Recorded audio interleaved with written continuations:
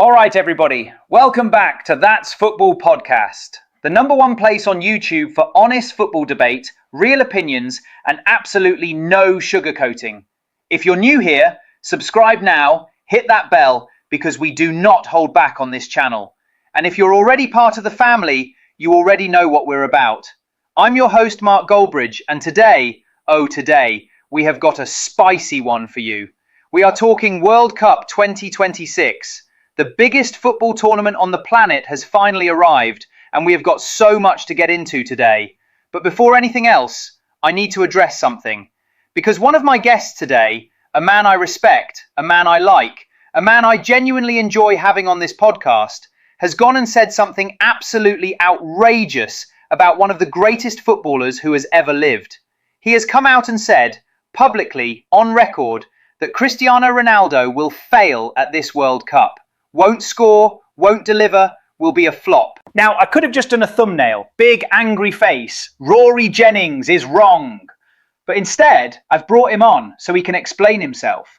Because on That's Football Podcast, we give everyone a fair hearing, even when they're completely, utterly, magnificently wrong.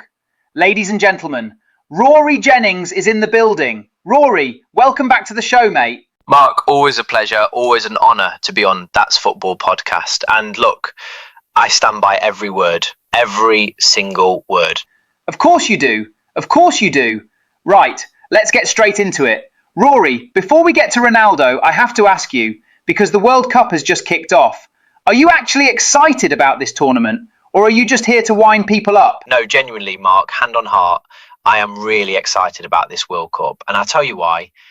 I get deeply romantic about international football. I love what the World Cup represents, the history, the stories, the moments that nobody sees coming. Yes, there are 48 teams now, and some people feel the group stage lacks jeopardy, and fair enough, that's a valid point. But once this tournament hits its stride, the round of 16, the quarterfinals, I genuinely believe this could be one for the ages. The stadiums, the locations, the quality of players available.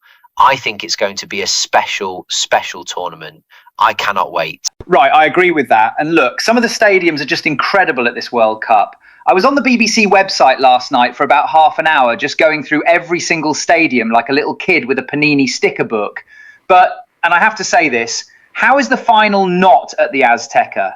Like, of all the decisions made, how has the most iconic stadium in World Cup history not been given the final? Mark, this is something I feel strongly about, and I think any real football person, anyone who genuinely understands the history of this sport, feels the same. The Azteca is the stadium. It is the most iconic football venue in the Americas, possibly in the world. Brazil lifted the trophy there in 1970. Maradona, the Maradona, produced the hand of God and the goal of the century there in 1986 and won the World Cup. It has hosted 2 World Cup finals, 2. It is drenched in football history. Now look, I can appreciate the Sophie Stadium in Los Angeles. It's a marvel of modern engineering. The retractable roof, the screens, the technology, it's genuinely stunning. But that is a stadium built for the NFL. It is built for American football. When you're talking about the atmosphere, the soul, the feeling of a World Cup final, the Azteca gives you something that no modern American stadium ever could. It's a shame. It genuinely is a shame. 100% agree. Right, now let's talk England, because this is something I'm genuinely buzzing about. Thomas Tuchel as England manager. I've been quite open. I like the appointment. I think what he's done in the last few weeks, dropping Cole Palmer, making tough decisions, I think it shows exactly the kind of manager we needed. But you, Rory Jennings, have a problem with Tuchel. Now, I know it's not about the football quality because the man has won Champions Leagues. So explain yourself. What is the actual issue? Right, and I want to be really clear here because I think people misunderstand my position. In terms of quality, Thomas Tuchel is probably the second best manager at this entire World Cup, second only to Carlo Ancelotti. He is on a completely different level to almost every other manager in this tournament. There is no debate about that. My issue is not the quality of the man. My issue is the principle. I don't think England should have a foreign manager. I think international football, at its very core, is supposed to be a representation of the absolute best of what your nation can produce, your nation's identity, your nation's footballing culture, going up against the best of every other nation. And Thomas Tuchel is England manager simply because we can afford him, not because he is the best of what England has. He is the best of what England's money can buy. And I think that's a fundamentally different thing. It's like saying, because the rules allow it, let's put Ruben Diaz at centre-back for England because he might be better than what we have.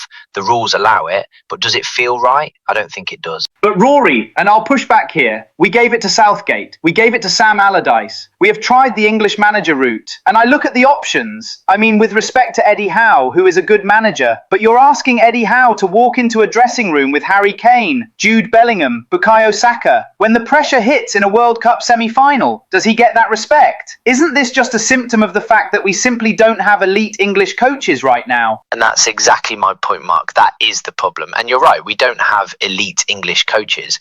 But my argument is, whose fault is that? Because there was a plan. There was a genuine long-term plan built around the St. George's Park pathway, championed by Howard Wilkinson, that was supposed to be the future. Southgate, whether you liked him or not, and I know you had your frustrations with him, Southgate was part of that plan. Young English coaches were supposed to be given opportunities, were supposed to develop, were supposed to grow. And by going out and spending enormous money on the most glamorous, most high-profile manager available, they have effectively burnt that pathway to the ground. Everything we endured during the Southgate years, every early exit, every penalty shootout, every tournament disappointment, was supposed to be part of building something, and now it feels like it was all for absolutely nothing. Fair point, fair point. And look, I think the comments will be divided on this. Some people will agree with you, some won't. But here's the thing, the World Cup is here now. The tournament has started. Whatever anyone thinks about the appointment, it's done. So with Tuchel in charge, where do you think England go in this tournament? Look, I think England genuinely have a chance, and I mean that sincerely. I'm not just saying it. I think Tuchel has assembled a really well-balanced squad. I think the decisions he's made, the tough calls, leaving out players who on talent deserve to be there but haven't performed, that shows a strength of character that I respect. And I think when you've got Harry Kane leading the line, Declan Rice controlling midfield, Bellingham with that X factor, you have got genuine match winners. My honest prediction, I think England can go deep in this tournament, but Tuchel has to at minimum reach the semi-final, because if he doesn't, every critic, myself included, will point to Southgate and say he did the same thing. The bar has been set. He has to exceed it. Right. And now, the moment everyone has been waiting for. Rory Jennings, you have said publicly that Cristiano Ronaldo will fail at this World Cup, won't score. Now I need you to explain this, because I watched the Portugal game, I watched Ronaldo, and yes, he missed chances, but he's Cristiano Ronaldo, one of the greatest footballers who has ever lived. How are you sitting here and telling me he's going to flop? Okay, Mark. So first of all, I will hold my hands up on one thing. When I made this prediction, I should have been more specific and said open play goals only, because if we're counting penalties and knowing Ronaldo, he will absolutely be stepping up to take penalties, then yes, the maths is slightly against me. I'll admit that. That was an oversight on my part. But here is why I believe Ronaldo will struggle in open play at this World Cup. He is 41 years old. He has been playing in Saudi Arabia. The pace, the pressing, the intensity of World Cup football, it is a completely different world to the Saudi Pro League. And when I watch Ronaldo now, I see a player who is essentially a penalty box presence. He doesn't press, he doesn't link play, he doesn't create for others. And the question I keep asking is, wouldn't Portugal be a better team, a more dynamic, more threatening team, with Goncalo Ramos leading the line? Someone who can press, who can hold the ball up, who can bring others into play? I think the answer is yes. And I think Martinez, who I don't rate highly as a manager, is making a huge mistake by starting Ronaldo every single minute of every single game, purely out of sentiment rather than football logic. But Rory, Bruno Fernandes, Bruno has just broken the Premier League assist record. The man creates goals out of nothing. Literally stand on the 6-yard line and Bruno will find you. You could be you standing there and Bruno would find a way to tee you up. How does Ronaldo not tap at least 3 or 4 in? I mean, I appreciate the confidence in Bruno, Mark. I really do. And you're right, Bruno is extraordinary. But here's the thing. How many times did we watch Ronaldo yesterday and he was in the right position, the chance was there, and he just didn't take it? These moments will happen in this tournament. And I think what concerns me more than anything is this. Portugal, with Ronaldo in the team, sometimes becomes the Ronaldo show.